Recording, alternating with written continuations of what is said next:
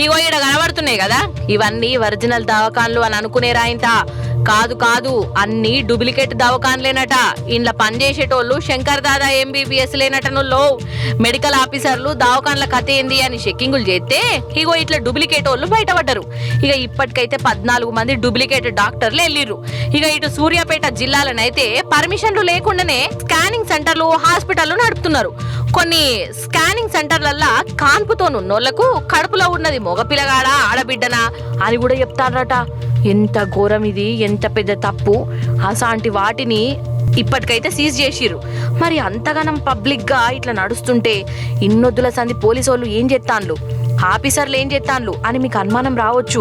మొన్న సిఐ వీరరాఘవులు sir, DSP Parthasarathi sir 16 లక్షల లంచం తీసుకుంటుండే ఏసీ బోళ్లకు దొరికిర్రు. ఇక దొరికిన వాళ్ళు బొచ్చడు మందట.